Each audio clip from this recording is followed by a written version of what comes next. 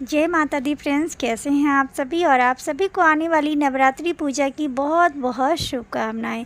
Friends, आज की इस वीडियो में नवरात्रि पूजा की सबसे सरल विधि आप सभी के साथ शेयर करने जा रही हूं। अगर आप वर्किंग वुमेन हैं या स्टूडेंट हैं तो आप इस तरह से भी सरल विधि से नवरात्रि की पूजा कर सकते हैं। तो देखिए फ्रेंड्स, यहाँ पर मैं पूजा की चौकी लगाकर आपको पूजा करके दिखा रही हूँ, लेकिन अगर आप चाहें तो अपने घर के मंदिर में भी आप इस पूजा को कर सकते हैं या अलग से चौकी लगाकर भी पूजा कर सकते हैं। और अगर आप अलग से चौकी लगाकर पूजा करते हैं तो जगह साफ़ सुथरी और स्वच्छ होनी चाहिए, क्योंकि आपको 9 दिन तक ये चौकी हटानी नहीं होती है। तो यहाँ पर देखिए, मैं एक चौकी लगाई हूँ, चौकी पे लाल रंग का वस्त्र बिछा दी हूँ। उसके बाद आपके पास माता रानी की कोई भी फ़ोटो हो या मूर्ति हो, आप उन्हें चावल का आसन दे के स्थान ग्रहण कराएं। उसके बाद अगर आप अपने अस्थाई घर में रह रहे हैं, किराए के घर में नहीं रह रहे हैं, तो फिर आप कलश की स्थापना इस पूजन में ज़रूर से करें। और अगर आपके पास कोई समस्या है तो आप इसको भी स्किप कर सकते हैं।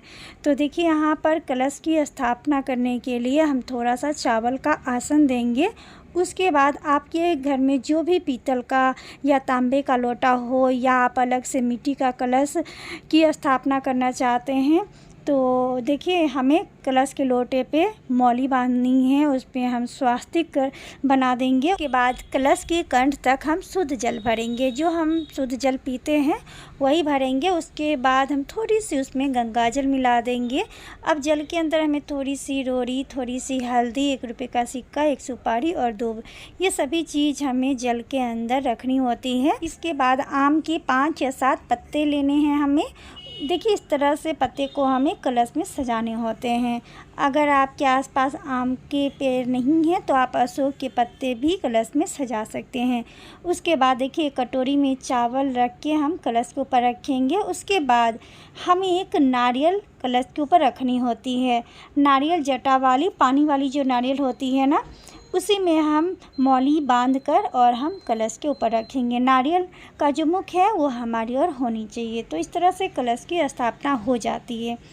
इसके बाद देखिए, हम थोड़ा सा चावल का आसन देंगे। और अगर आपके पास गणेश जी की मूर्ति है तो आप उनको पूजा स्थान पर रखें। और अगर आपके पास गणेश जी की मूर्ति नहीं है तो आप 1 सुपारी रख सकते हैं। उसके बाद हम जल छिड़क कर सभी चीज़ों को शुद्ध कर लेंगे।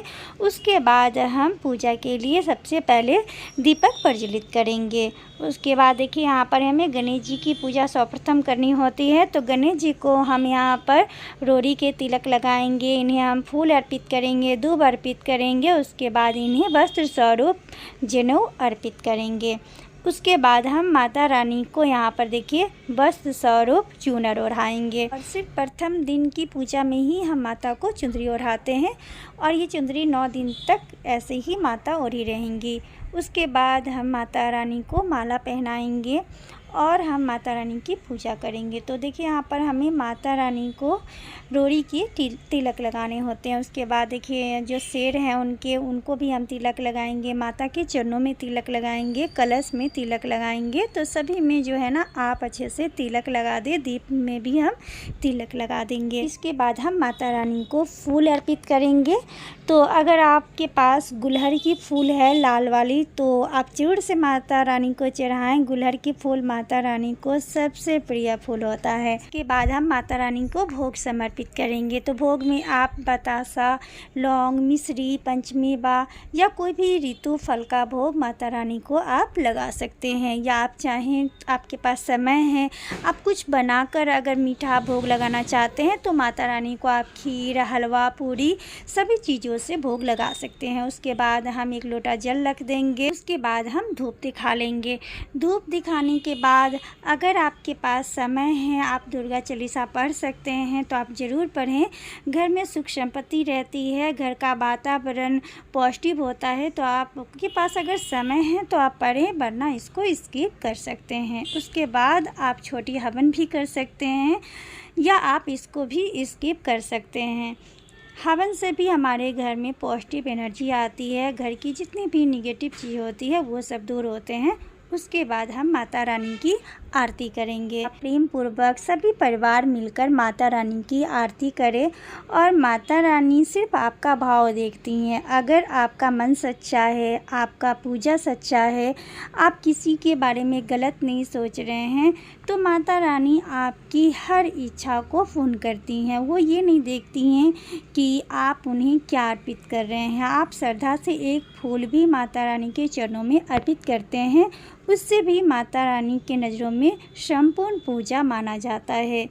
तो फ्रेंड्स, आप इस तरीके से भी सरल रूप से माता रानी की पूजा अर्चना कर सकते हैं, इसे भी संपूर्ण पूजा माना जाता है। तो फ्रेंड्स, अगर आप सभी को ये वीडियो अच्छी लगी हो या आपको कुछ पूछना हो, जानना हो या हमसे कुछ कहना हो, तो आप कमेंट बॉक्स में जाकर कमेंट लिख सकते हैं और मैं आप सभी के कमेंट की रिप्लाई ज़रूर करूँगी। इसी के साथ आप सभी को एक बार फिर से जय माता दी।